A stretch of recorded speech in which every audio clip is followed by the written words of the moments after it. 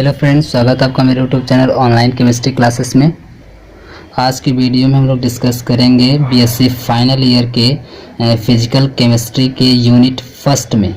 Physical chemistry के unit first आपको यहाँ पे दिखाई दे रही होगी, फिजिकल केमिस्ट्री, और उसमें यूनिट फर्स्ट में स्पेक्ट्रोस्कोपी आपको यहाँ पे दिख रहा होगा। यूनिट फर्स्ट के अंदर है स्पेक्ट्रोस्कोपी और इसके अंदर डिग्री ऑफ फ्रीडम, ये सबसे लास्ट में आपको एक टॉपिक दिखाई दे रहा होगा, डिग्री ऑफ फ्रीडम। तो इससे रिलेटेड जो क्वेश्चन है वो काफ़ी ज़्यादा पूछे जाते हैं, तो इसको आज हम लोग इस वीडियो में डिस्कस करेंगे।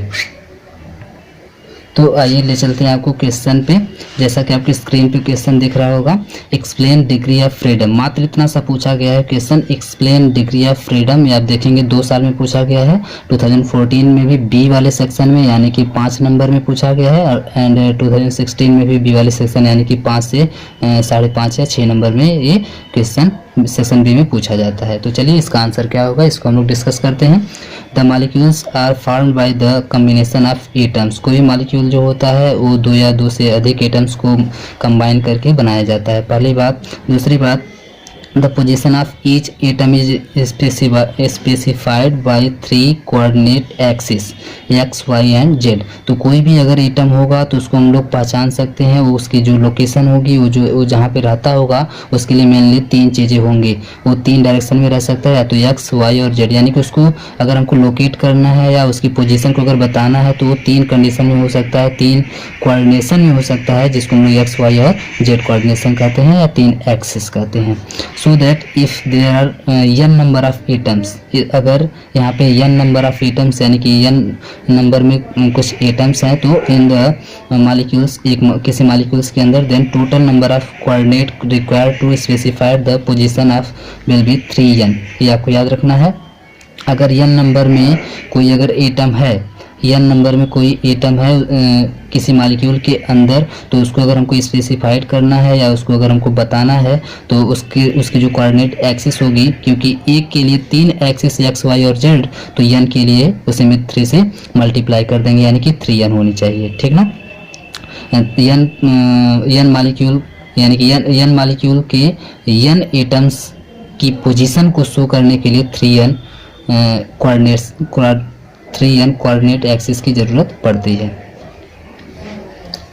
Hence, the total number of coordinate which are required to specify the position of each atom of molecule is called degree of freedom। तो इस तरीके से जो किसी भी एटम की, किसी भी मॉलिक्यूल के अंदर किसी भी एटम की जो पोजीशन को 3 कोऑर्डिनेट के जरिए हम लोग रिप्रेजेंट करते हैं, इसे रिप्रेजेंट करने के तरीके को ही बोला जाता है डिग्री ऑफ फ्रीडम।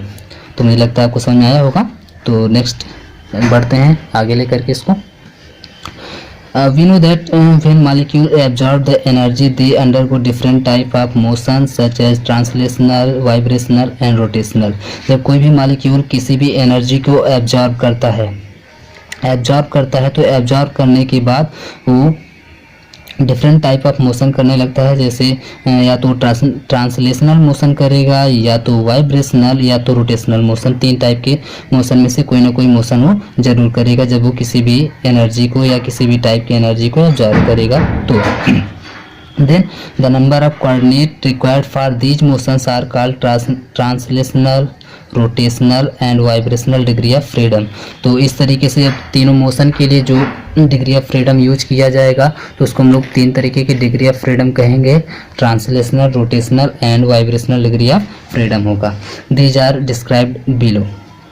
इसको यहाँ पे तीनों को मैं अलग अलग से यहाँ पे आपको बता दे रहा हूँ। आप लोग इस टाइम मोस्ट इंपॉर्टेंट क्वेश्चन का पार्ट 8 देख रहे हैं। तो चलिए इसके अंदर आते हैं हम लोग। सबसे पहला है translational degree of freedom. The motion of molecule as a whole from one position to another is called translational motion. कोई मॉलिक्यूल जब एक पोजीशन से दूसरे पोजीशन में मूव करता है तो उस मूवमेंट को, उस मोशन को हम लोग ट्रांसलेशनल मोशन कहते हैं।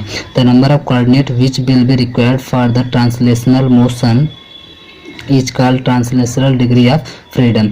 उस ट्रांसलेशनल डिग्री ऑफ फ्रीडम उस ट्रांसलेशनल मोशन को, उस मालिक्यूल जो मालिक्यूल मोशन कर रहा है, ट्रांसलेशनल मोशन कर रहा है, तो उस ट्रांसलेशनल मोशन को की पोजीशन को बताने के लिए जितनी डिग्री ऑफ फ्रीडम का इस्तेमाल किया जाता है उसे हम लोग कहते हैं ट्रांसलेशनल डिग्री ऑफ फ्रीडम।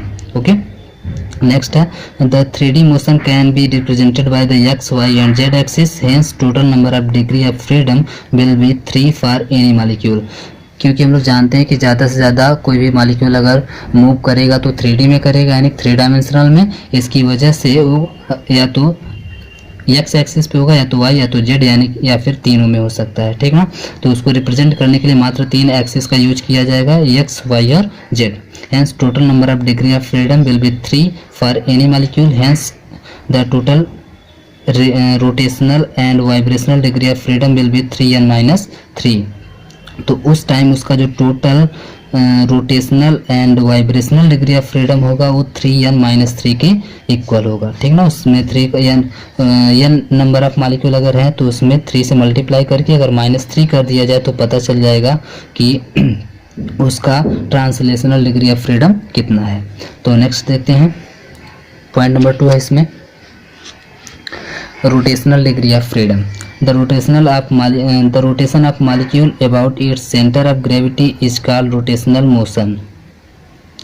किसी भी मॉलिक्यूल का अपने सेंटर ऑफ ग्रेविटी के अराउंड मोशन करना ही उसका क्या कहलाता है, रोटेशनल मोशन कहलाता है। The number of coordinate required for the rotational motion is called rotational degree of freedom. Same वही बात, यानी कि रोटेशनल डिग्री ऑफ फ्रीडम वो होता है या उसके कोई वह डिग्री ऑफ फ्रीडम जो रोटेशनल मोशन की पोजीशन को बताने के लिए यूज किया जाता है।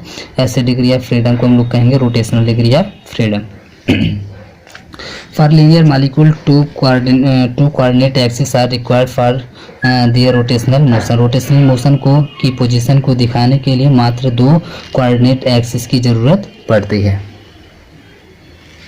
Hence rotational degree of freedom will B 2, क्योंकि 2 ही एक्सिस की जरूरत पड़ती है, इसलिए उसका जो रोटेशनल डिग्री ऑफ फ्रीडम होगा वो मात्र 2 होगा। For non linear molecule 3 coordinate axis required, hence it's rotational degree of freedom will be 3। और अगर वो नॉन लीनियर अगर मॉलिक्यूल है, देखिए अगर लीनियर होगा तो उसके लिए मात्र 2 की जरूरत पड़ेगी, यानी वो 2D में होगा, यानी 2 डायमेंशनल में होगा। इसकी वजह से उसको मात्र 2 एक्सिस की जरूरत पड़ती है, इसलिए उसका जो रोटेशनल डिग्री ऑफ फ्रीडम होगा वो 2 होगा। लेकिन अगर वही नॉन लीनियर अगर मॉलिक्यूल है, यानी कोई लीनियर उसकी शेप नहीं है, तो वो 3 डायमेंशनल में होगा, जिसकी वजह से उसको रिप्रेजेंट करने के लिए या उसकी पोजीशन को बताने के लिए 3 कोऑर्डिनेट एक्सिस की जरूरत पड़ेगी, इसलिए उसका जो रोटेशनल डिग्री ऑफ फ्रीडम होगा वो 3 होगा। क्लियर। नेक्स्ट एंड लास्ट देखते हैं, vibrational degree of freedom. The motion of atom of a molecule about their bond axis. देखिए आपको याद रखना है bond axis is called vibrational motion. जब कोई मॉलिक्यूल अपने बॉन्ड एक्सिस के अराउंड में अगर मोशन करता है तो उसको हम लोग कहते हैं वो वाइब्रेट कर रहा है, यानी कि उस तरह के मोशन को हम लोग कहेंगे vibrational motion.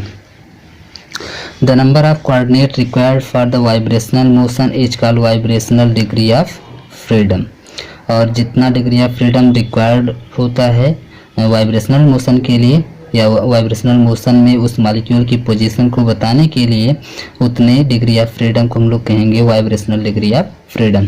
For linear molecule, देखिए लीनियर मॉलिक्यूल एक होगा, एक नॉन लीनियर होगा। तो लीनियर के लिए क्या होगा, नॉन लीनियर के लिए क्या होगा, ये आपको याद रखना पड़ेगा। For linear molecule there are 3 translational and 2 rotational degree of freedom. आपको याद रखना है, अगर कोई लीनियर मॉलिक्यूल है तो उसको रिप्रेजेंट करने के लिए या उसका डिग्री ऑफ फ्रीडम जो होगा वो 3 ट्रांसलेशनल होगा एंड 2 रोटेशनल होगा, 2 rotational degree of freedom. So that the vibrational degree of freedom for linear molecule 3n। अब 3n में से वही 2 यहाँ पे 3 यहाँ पे, सॉरी 2 यहाँ पे और 3 यहाँ पे, इन दोनों को ऐड करके 5 हो जाएगा। उस 5 को सब्ट्रैक्ट कर देंगे तो पता चल जाएगा यहाँ पे कि उसका वाइब्रेशनल डिग्री ऑफ फ्रीडम कितना है, और ये किसके लिए, तो लीनियर मॉलिक्यूल के लिए। Clear. Similarly for non linear molecule, non linear molecule के लिए there are 3 translational and 3 rotational. 3 translational भी होगा और 3 रोटेशनल भी होगा degree of freedom. Hence vibrational degree of freedom for non linear molecule molecule will be 3n-6। उसी 3n में से अब क्योंकि 3 ट्रांसलेशनल भी हो गया, 3 रोटेशनल भी हो गया, इसलिए दोनों मिला करके 6 हो जाएंगे। तो इस 6 को सब्ट्रैक्ट कर देंगे 3n में से, तो पता चल जाएगा उसका कि कितना टोटल नॉन लीनियर मॉलिक्यूल का वाइब्रेशनल डिग्री ऑफ फ्रीडम कितना है। तो इसी के साथ वीडियो को समाप्त करते हैं। अगर आपको वीडियो अच्छा लगा तो लाइक करिए, सब्सक्राइब करिए और अपने फ्रेंड्स के बीच में शेयर करना बिल्कुल भी मत भूलिए। Thank you.